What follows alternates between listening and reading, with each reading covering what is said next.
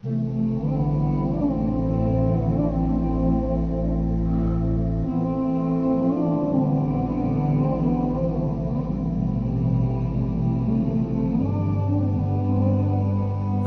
علیکم ورحمۃ اللہ وبرکاتہ۔ دوستو، اللہ تعالیٰ نے اپنے انبیاء کرام اور اپنے صحابہ کرام اور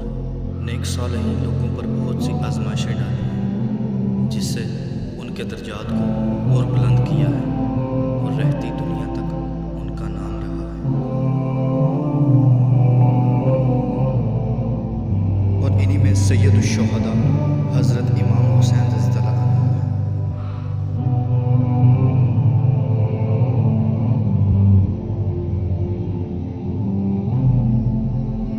حضرت امام علیہ السلام اہل بیت سے اور نواسہ رسول صلی اللہ علیہ وآلہ وسلم ہیں، اور ان کی دردناک شہادت کسی غیر مسلم کو نہیں بلکہ ان مسلمانوں کے ہاتھوں سے ہوئی ہے۔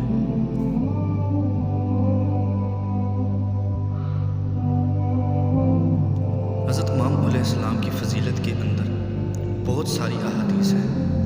لیکن ان احادیث سے پہلے ایک ایسی فضیلت جو ہم بچپن سے سنتے آ رہے ہیں، جس کی کوئی سند نہیں، اور وہ ہے کہ جب ان کا سر قلم کر کے نیزے پر چڑھایا گیا تو اس سے قرآن پاک کی تلاوت کی آواز آئی۔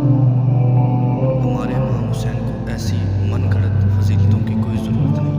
بلکہ میں انشاءاللہ آج قرآن و حدیث سے ان کی فضیلتیں بیان کروں گا۔ پہلی فضیلت، جیسا کہ سورۃ آل عمران کے اندر جب نجران کے عیسائی آپ صلی اللہ علیہ وآلہ وسلم کے پاس آئے اور آپ نے اپنی نبوت کا علم ان پر واضح کر دیا، لیکن وہ اس کے باوجود نہیں مان رہے تھے، تو اللہ تعالیٰ نے فرمایا، اس لیے جو شخص آپ کے پاس اس علم کے آ جانے کے بعد بھی آپ سے اس میں جھگڑا کرے تو آپ کہہ دیں کہ ہم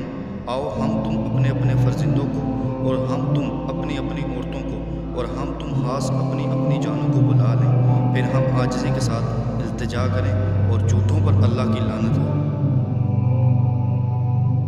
اور اسی فضیلت والی آیت میں صحیح مسلم کی مبالغہ والی حدیث، اور جب یہ آیت اتری تو آپ کہتے آؤ ہم اپنے بیٹوں اور تمہارے بیٹوں کو بلا لائیں، تو رسول صلی اللہ علیہ وآلہ وسلم نے حضرت علی، حضرت فاطمہ، حضرت حسن اور حضرت حسین رضی اللہ عنہ کو بلایا اور فرمایا، اے اللہ، یہ میرے گھر والے ہیں، یعنی کہ اہل بیت، اور اسی سے 5 تن پاک جن کا قرآن کے اندر ذکر ہے، اور اہل بیت۔ اسی طرح سورۃ احزاب کی 18 سے 33 نمبر آیات کے اندر امہات المومنین کے متعلق ذکر کیا گیا، لیکن سورۃ احزاب کی اس 33 نمبر آیات کے اینڈ کے اندر، اے نبی کے گھر والیوں، تم سے وہ ہر قسم کی گندگی کو دور کر دے اور تمہیں خوب پاک کر دے۔ ان کی تفسیر کے اندر بھی اختلاف پایا جاتا ہے کہ یہاں پر صرف مذکر اہل بیت کا ذکر کیا گیا ہے۔ اور اسی کے ساتھ صحیح مسلم کی ایک حدیث میں حضرت عائشہ رضی اللہ عنہا نے فرمایا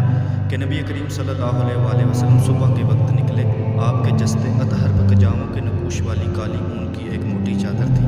حضرت حسن رضی اللہ عنہ آئے تو آپ نے انہیں چادر کے اندر لے لیا،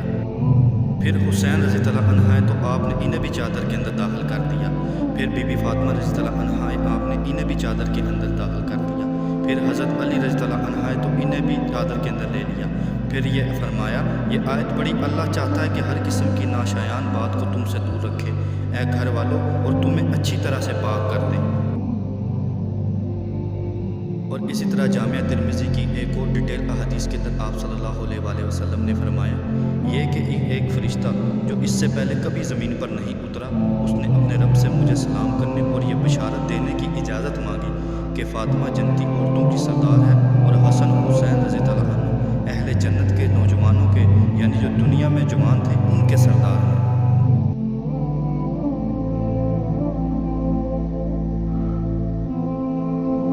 جامعہ ترمذی کی حدیث کے اندر آپ صلی اللہ علیہ وآلہ وسلم نے فرمایا، یہ دونوں میرے بیٹے اور میرے نواسے ہیں، اے اللہ، میں ان دونوں سے محبت کرتا ہوں، تو بھی ان سے محبت کر اور اس سے بھی محبت کر جو ان سے محبت کرے۔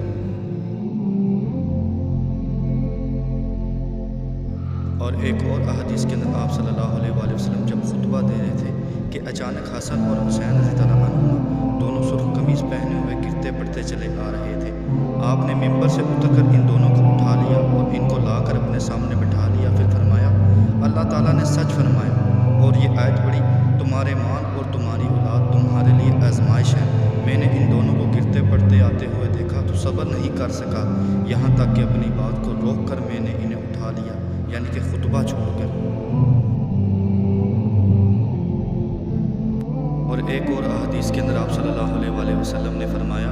حسین مجھ سے ہے اور میں حسین سے ہوں، اللہ اس شخص سے بھی محبت کرتا ہے جو حسین سے محبت کرتا ہے۔ اسی طرح صحیح بخاری کی احادیث کے اندر ابو بکر رضی اللہ عنہ نے فرمایا کہ نبی پاک صلی اللہ علیہ وسلم کی خوشنودی کو آپ کے اہل بیت کے ساتھ، یعنی کہ ان کی محبت اور خدمت کے ذریعے تلاش کرو۔ اسی طرح سنن نسائی کی حدیث کے اندر حضرت شداد رضی اللہ عنہ بیان کرتے ہیں کہ مغرب یا عشاء کی نماز کے لیے اللہ کے رسول صلی اللہ علیہ وسلم تشریف لائے تو آپ نے حضرت حسن یا حسین رضی اللہ عنہ کو اٹھا رکھا تھا۔ رسول صلی اللہ علیہ وسلم نماز پڑھنے کے لیے آگے بڑھے اور بچے کو نیچے بٹھا دیا، پھر نماز کے لیے تکبیر تحریمہ کہی اور نماز شروع کر دی۔ نماز کے دوران میں آپ نے ایک سجدہ بہت لمبا کر دیا، میں نے سر اٹھا کر دیکھا تو بچہ رسول صلی اللہ علیہ وسلم کی پشت پر بیٹھا تھا اور آپ سجدے میں تھے، میں دوبارہ سجدے میں چلا گیا۔ جب آپ صلی اللہ علیہ وسلم نے نماز پوری فرمائی تو لوگوں نے گزارش کی اے اللہ کے رسول آپ نے نماز کے دوران میں ایک سجدہ اس قدر لمبا کیا کہ ہم سمجھے کوئی حادثہ ہو گیا ہے یا آپ کو وہی آنے لگی ہے۔ آپ نے فرمایا ایسا کچھ بھی نہیں ہوا بلکہ میرا بیٹا میری پشت پر سوار ہو گیا تو میں نے پسند نہ کیا کہ اسے جلدی سے یعنی کہ فوراً اتار دوں حتیٰ کہ وہ اپنا دل خوش کر لے۔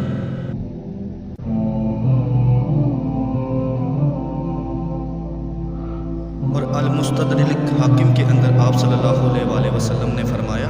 ہم اہل بیت سے بغض رکھنے والا ضرور دوزخ کے اندر جائے گا۔ اسی طرح المستدرک حاکم کے اندر آپ صلی اللہ علیہ وسلم نے فرمایا اگر کوئی آدمی رکنے اور مقام ابراہیم کے درمیان کھڑا ہو کر نماز پڑھتا ہو اور روزہ دار ہو پھر وہ فوت ہو جائے لیکن وہ محمد صلی اللہ علیہ وسلم کے اہل بیت سے بغض رکھتا ہو تو وہ دوزخی ہے۔